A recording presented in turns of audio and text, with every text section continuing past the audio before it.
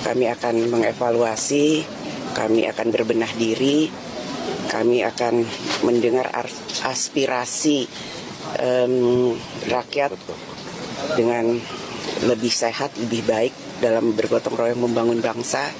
Ini adalah 12 hal yang kita tuntut dari kalian kalau memang kalian mau menunjukkan bahwa kalian masih berpihak kepada masyarakat. Pertama, sahkan rancangan undang-undang perampasan aset sekarang juga sebelum 5 September tengah malam.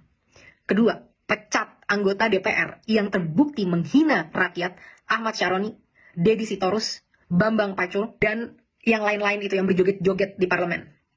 Mereka yang hanya mewakili kepentingan partai politik dan tidak kredibel untuk merepresentasikan kita, apalagi membuat kebijakan-kebijakan. Kita minta KPK, pahlawan kita, untuk segera cek seluruh harta dan aset mereka. Apakah itu didapat dari uang yang benar-benar legal atau ada permainan-permainan dari harta-harta tersebut. Crazy rich itu tidak mungkin bisa sekaya itu tanpa melakukan hal-hal yang tidak dibenarkan secara hukum. 3. Bebaskan pihak-pihak yang kalian tahan karena menyampaikan aspirasinya. Jangan salahkan semua terhadap masyarakat. Kalian juga harus bisa refleksi kenapa masyarakat bisa sampai semarah itu.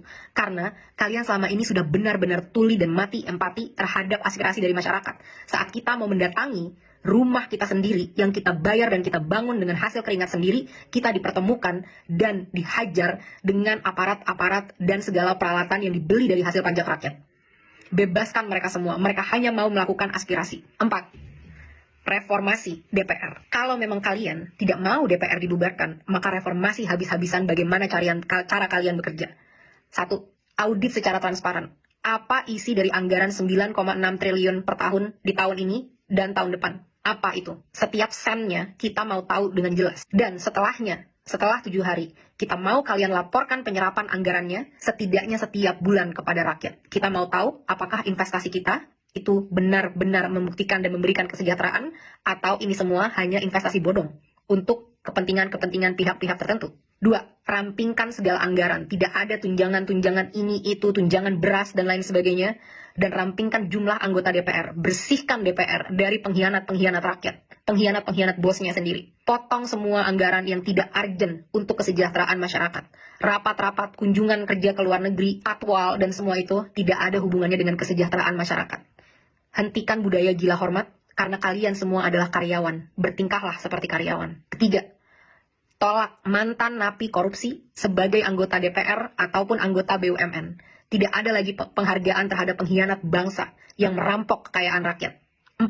Hapuskan semua perlakuan istimewa yang menciptakan kesenjangan antara rakyat dan parlemen, yang membuat parlemen mati empatinya dan tidak mampu membuat kebijakan yang berpihak kepada rakyat. Contohnya, bayar pajak tidak boleh lagi ditanggung oleh APBN, harus ditanggung oleh individu. Kita tidak mau lagi melihat ada pengawalan khusus terhadap anggota parlemen. Mereka harus bertingkah layaknya masyarakat. Semua hidup kita urgent, apalagi kita yang bayarin gaji kalian dan infrastruktur dan operasional keberlangsungannya negara ini. Kita yang lebih penting dibanding kalian. Transportasi, tidak ada tunjangan mobil, cukup tunjangan untuk naik transportasi umum. 4.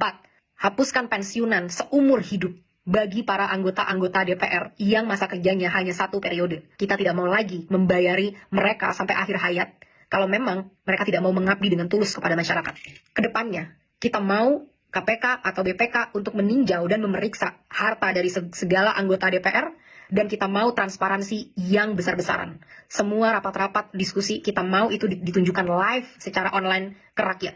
Bahkan kalau bisa, rakyat harus selalu boleh masuk ke gedung DPR untuk mendengarkan dan melihat apa yang karyawannya sedang lakukan. 5. Tunjangan gaji dan tunjangan-tunjangan yang lain, total take home pay, total yang bisa kalian bawa pulang, tidak boleh melebihi 5 kali upah minimum UMR nasional dari masyarakat. Harus jelas kemana setiap anggaran-anggaran ini, dan kita mau jelas berapa yang diterima. Tidak boleh lagi ada kesimpang siuran yang berkata ada yang menerima segini, segitu, dan lain sebagainya. Harus jelas berapa yang diterima sebagai take home pay, kita harus tahu itu. 6. Tetapkan KPI, Key Performance Indicator, yang terukur bagi anggota DPR sebagai standar kinerja. Berapa RUU yang harus kalian sahkan, berapa RUU prioritas, dan lain sebagainya, harus dengan aturan yang jelas.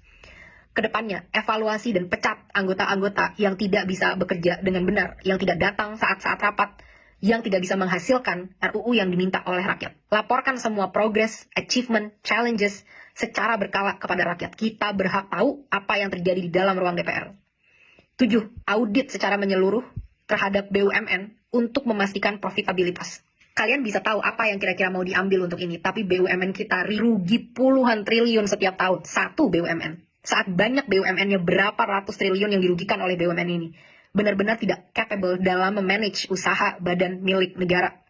Karena komisarisnya hanyalah untuk tukar-tukaran kursi negosiasi kekuasaan dari partai politik, tapi bukan diisi oleh orang-orang yang kredibel di bidangnya. 8. Batalkan rencana kenaikan pajak yang sudah sangat memberatkan masyarakat, termasuk rencana kenaikan BPJS kepada masyarakat. Berhenti mencekik dan memeras kita, saatnya kalian bekerja. 9. Adili pembunuh pahlawan kita, Afan, seberat-beratnya. Aparat harus tahu konsekuensi apabila mereka menggunakan power di jalan yang salah. Negara harus menanggung dampak dari semua ini, karena semua ini terjadi karena kegagalan kalian menanggung keluarga dari Afan. Lengserkan Kapolri. Kapolri telah gagal memberikan komando untuk melindungi masyarakat. 10. Berikan standar gaji yang layak terhadap pahlawan bangsa kita, guru-guru di Indonesia, termasuk juga nakes-nakes di Indonesia. 11. Reformasi kinerja kepolisian habis-habisan. Mereka harus profesional, berpihak dan berempati kepada rakyat, punya kemampuan emosi yang baik, sehingga tidak menyalahgunakan senjata sebesar itu yang mereka punya. Mereka di sini untuk melindungi rakyat, bukan untuk membela kepentingan penguasa. Saat kasus-kasus terjadi, banyak banget yang loyo, lama, dan lain sebagainya. Tapi saat itu tentang demonstrasi, betapa canggih alat-alat yang kalian punya. Betapa banyak amunisi yang kalian punya untuk ditembakkan kepada masyarakat yang membayar gaji mereka setiap hari. Reformasi ini semua. Aspirasi sudah sangat jelas. Kalian punya 7 hari untuk bisa mewujudkan ini kalau memang kalian pantas memegang kedaulatan rakyat.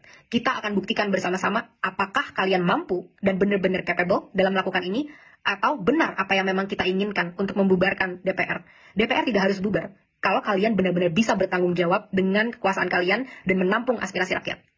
Jangan sampai ada lagi darah-darah dari pahlawan-pahlawan demokrasi kita yang bercerceran di jalan. Jangan sampai ada lagi intimidasi-intimidasi untuk orang tidak bersuara di negaranya sendiri. Hentikan segala intrik-intrik politik yang menjijikan dan busuk ini. Mulai bekerja dari sekarang. Buktikan 7 hari dari sekarang, mampukah kalian bertanggung jawab, pantaskah kalian digaji dari duit masyarakat.